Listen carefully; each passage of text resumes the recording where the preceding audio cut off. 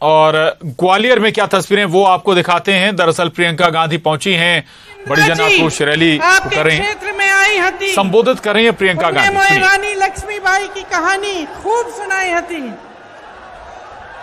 मैं बचपन में तुम्हारे क्षेत्र की वीरता और साहस की कहानियां पतो है। इतने दूर दूर से आई मेरी बहनन और भैया, आप सब लोगों का धन्यवाद। देखिए, मैं यहाँ ग्वालियर आ रही थी तो मेरे कई साथियों ने मुझे मुद्दे भेजे कि कौन कौन से मुद्दे हैं जो ग्वालियर में, मध्य प्रदेश में महत्वपूर्ण है और मुझे भाषण में क्या क्या कहना चाहिए। जब मैं उन मुद्दों को पढ़ रही थी, उन सुझावों को पढ़ रही थी, तो मुझे लगा कि ज्यादातर नकारात्मक बातें थी और मेरे मन में ये बात आई कि क्या हमारी राजनीति आज सिर्फ आरोप और प्रत्यारोप में फंस गई है? क्या इससे आगे भी कोई राजनीति हो सकती है? इससे बढ़कर भी हम कुछ ऐसी बातें कर सकते हैं जो जनता की मतलब की बातें हों। देखिए, भारतीय राजनीति की नींव स्वतंत्रता के आंदोलन से में डली थी। स्वतंत्रता का जो हमारा आंदोलन था उसे सत्याग्रह का नाम दिया गया था। तो सत्य की लड़ाई थी। तो हमारी पूरी राजनीति की जो नींव है वो उसी लड़ाई में है, तभी डली। तो हमारी एक परंपरा रही है हमारे देश की कि हम नेताओं में सभ्यता, सरलता, सादगी और सच्चाई ढूंढते हैं। हम चाहते हैं कि ऐसे नेता हो जिनमें ये स्वभाव हो।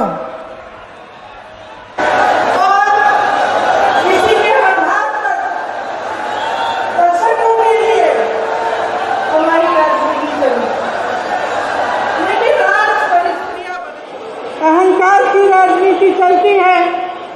मैं भी जब यूपी गई तो मेरे साथियों ने बोला, दीदी बड़ी गाड़ी में बैठो। मैंने कहा क्यों? कहते भोकाल होना चाहिए। तो आजकल भोकाल की राजनीति है, शान शोहरत की राजनीति है और कहीं पे बीच में जो जनता की समस्याएं हैं, जो सत्य है इस देश का, वो डूब रहा है। यहाँ खड़े होकर ये कहना बहुत आसान है, दूसरों की आलोचना करना बहुत आसान है। आखिर राजनीतिक सभ्यता को कायम रखने की सबसे बड़ी जिम्मेदारी किसकी होती है? प्रधानमंत्री की ही होती है। लेकिन 2 दिनों पहले की बात है, विपक्ष की बहुत बड़ी मीटिंग हुई। जो सत्य है इस देश का वो डूब रहा है। यहां खड़े होकर ये कहना बहुत आसान है, दूसरों की आलोचना करना बहुत आसान है। आखिर राजनीतिक सभ्यता को कायम रखने की सबसे बड़ी जिम्मेदारी किसकी होती है? प्रधानमंत्री की ही होती है। लेकिन 2 दिनों पहले की बात है, विपक्ष की बहुत बड़ी मीटिंग हुई। तमाम विपक्षी दल के बड़े बड़े वरिष्ठ नेता आए। उसी दिन या अगले दिन प्रधानमंत्री जी का एक बयान आया और इस बयान में उन्होंने कहा कि जितनी भी विपक्ष के नेता हैं, जितने भी विपक्ष की पार्टियां हैं, एक झटके में प्रधानमंत्री जी ने जैसे सब धान 22 पसेरी सबको चोर बोल डाला। इतने वरिष्ठ नेता, अपने अपने प्रदेशों के प्रतिनिधि, बड़ी बड़ी पार्टियों के नेता, जिन्होंने आजीवन देश के लिए संघर्ष किया, जिनका देश प्रदेश में आदर है, जो जनता के मुद्दे उठा उठा कर आगे बढ़े राजनीति में, उनका इस तरह का अपमान प्रधानमंत्री जी ने खुद कर दी।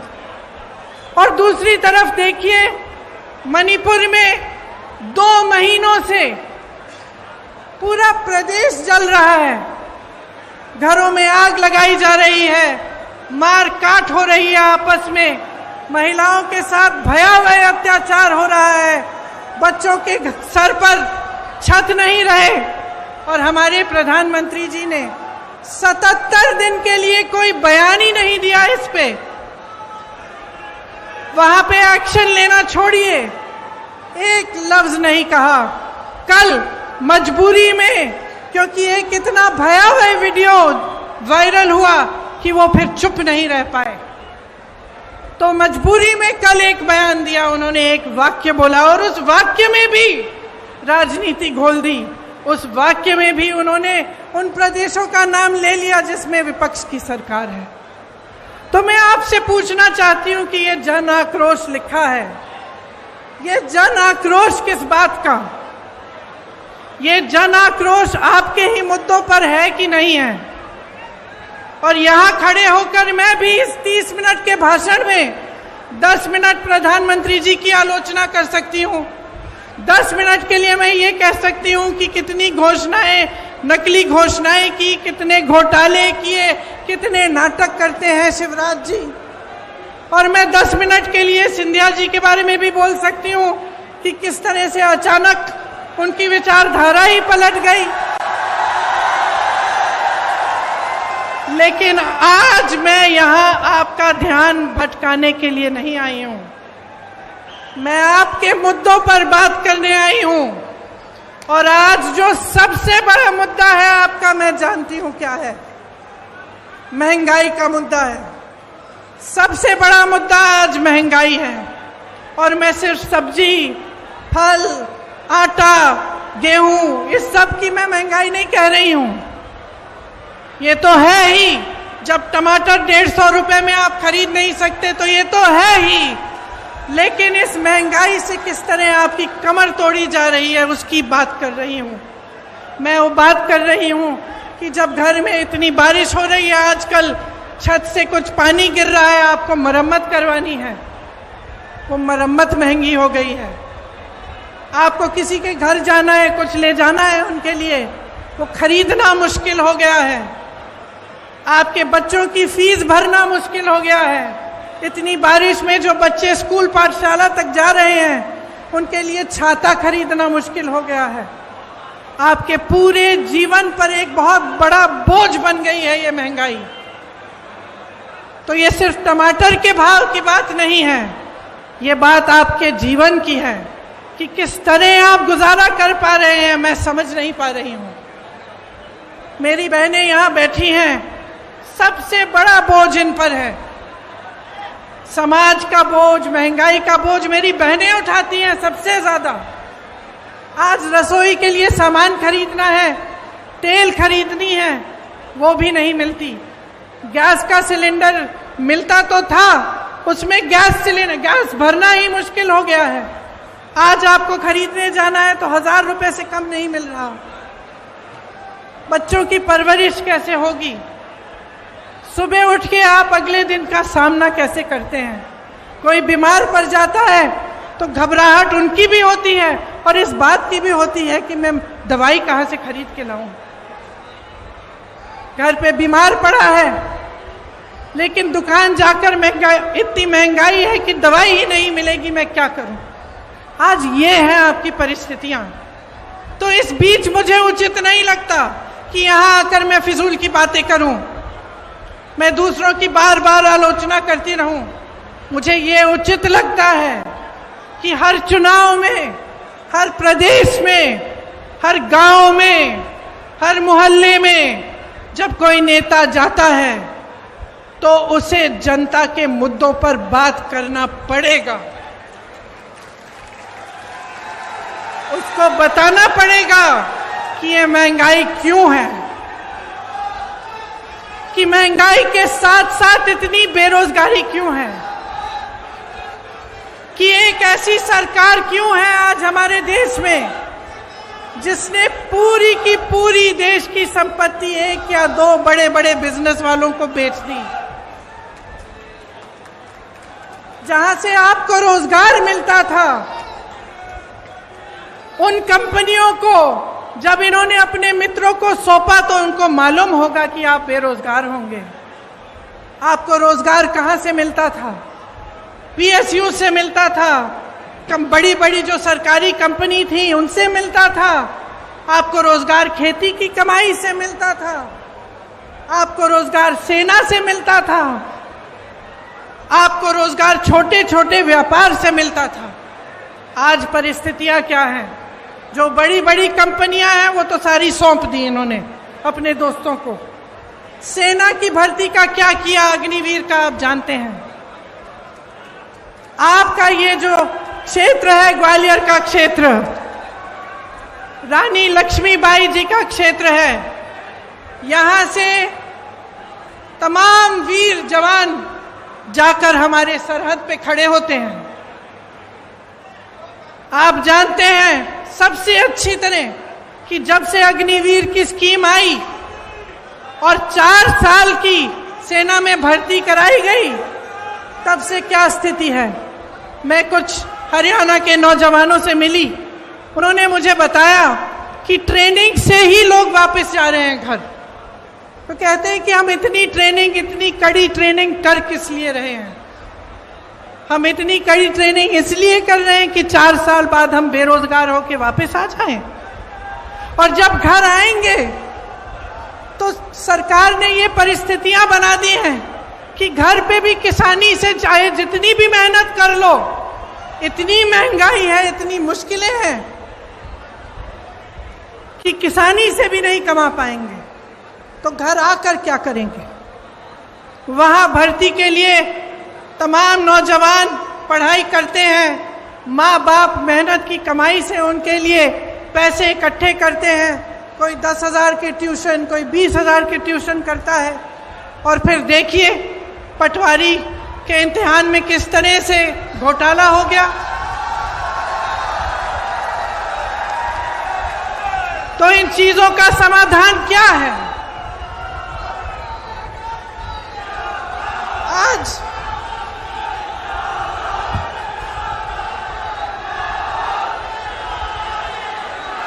शर्म की बात है, शर्म की बात है कि सिर्फ मात्र सरकारी जो नौकरियां हैं मात्र 21 दी गई हैं पिछले 3 सालों में। 2018 में जब हमारी सरकार बनी थी तब इन्होंने सरकार गिराई। उससे पहले इनकी सरकार 10 सालों से चल रही थी, उससे ज्यादा। आज 18 सालों से इनकी सरकार है और ये परिस्थितियां हैं। तो चुनाव के पहले ये कहने का क्या फायदा है कि हम फलां स्कीम बनाएंगे, हम महिलाओं को कुछ देंगे, हम नौजवानों को रोजगार देंगे। क्या फायदा है? 18 साल से तो आप सरकार में रहे हैं, तब तो आपने कुछ दिया नहीं।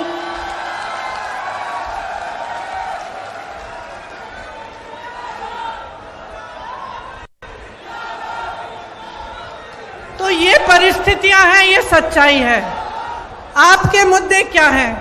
महंगाई है, बेरोजगारी है, जिस तरह से ये घोटाले पे घोटाला होता जा रहा है, जिसकी बड़ी लंबी लिस्ट है, यहाँ मेरे पास निकालते हूँ क्योंकि इतनी लंबी है कि इतने सारे याद भी नहीं रह पाते। खैर निकाल के बाद मैं बताऊंगी, दिख नहीं रही। तो इन्होंने इतने सारे घोटाले किए, कुछ नहीं छोड़ा, सड़कें नहीं छोड़ी, कुछ नहीं छोड़ा, भगवान की मूर्तियां नहीं छोड़ी महाकाल में।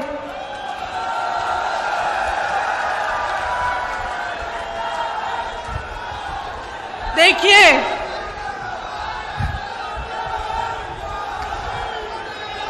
एक बात है, देखिए 2 बातें। इंसान इंसान की जो नींव होती है ना, उसी तरह की नीयत होती है, और उसी तरह से जो सरकार होती है उसकी जो नींव होती है उसी तरह की नीयत होती है। ये जो सरकार इन्होंने हमारी सरकार गिरा के बनाई, इसकी नींव ही गलत थी, पैसों से खरीदी सरकार है। तो इसकी नीयत, इसका नतीजा क्या है कि इसकी नीयत ही खराब है। शुरू से सिर्फ लूट, सिर्फ घोटाले में ध्यान रहा है। ऊपर से 18 साल से सरकार चली आ रही है। अब आप बताइए, 18 सालों के लिए जिसके पास सत्ता होती है उसको क्या होता है? 18 सालों से सत्ता में रहने से अहंकार होता ही होता है, और इस कदर होता है कि जो आसपास के अधिकारी होते हैं, जो साथी होते हैं, वो भी सच्चाई नहीं बताते। तो 18 सालों में नेताओं की ये आदत अक्सर हो जाती है कि वो सोचने लगते हैं कि सत्ता तो हमेशा ही उनके साथ रहेगी, और जब हमेशा सत्ता साथ रहेगी तो काम करने की क्या जरूरत है भैया? कोई पूछने वाला तो है नहीं। जब समय आएगा ध्यान भटका देंगे, जब समय आएगा दूसरी बातें कर लेंगे जिससे जनता के जज्बात जुड़े हुए हैं। फिर से जनता भूल जाएगी कि महंगाई है, जनता भूल जाएगी कि बेरोजगारी से मर रही है, जनता भूल जाएगी कि किसान खेती नहीं कर पा रहा, कुछ खरीद नहीं पा रहा, पेट्रोल डीजल के दाम इतने बढ़ गए हैं, और फिर से हमें वोट मिल जाएगा। 18 क्या 5 साल और हम सत्ता में रहेंगे, हमें कुछ करने की जरूरत नहीं है। और आज मध्य प्रदेश में यही परिस्थितियां हैं। सत्ता की वजह से अहंकार है, सत्ता की वजह से आलस है, और सुन लीजिए, सत्ता का स्वभाव है कि वो इंसान की भी असलियत उभार देती है। ये सत्ता का स्वभाव है। आप सत्ता को एक नेक इंसान के हाथ में दो, वो भलाई करेगा, आपकी सेवा करेगा। आप सत्ता को गलत इंसान के हाथों में दे दो तो इसी तरह की लूट मचेगी जो आपके प्रदेश में आज मच रही है।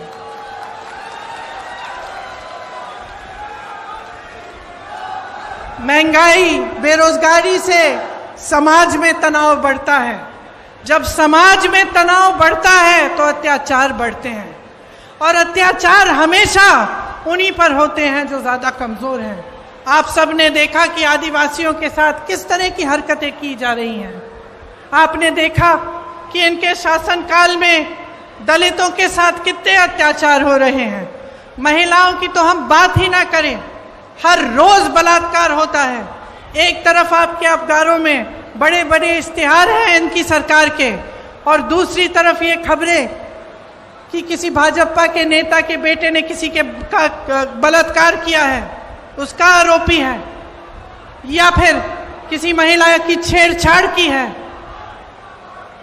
तो ये परिस्थितियां हैं। अब आपको समझाना जरूरी भी है, लेकिन मैं जानती हूं कि सबसे ज्यादा विवेक जनता में होता है, सबसे ज्यादा। और मेरी समझ यह है कि जनता कभी गलत निर्णय नहीं लेती। जो भी निर्णय है उसका आदर लोकतंत्र को करना पड़ता है। तो अब समय आ गया है कि आप अपने लिए, अपने भविष्य के लिए एक बहुत बड़ा निर्णय करने वाले हैं।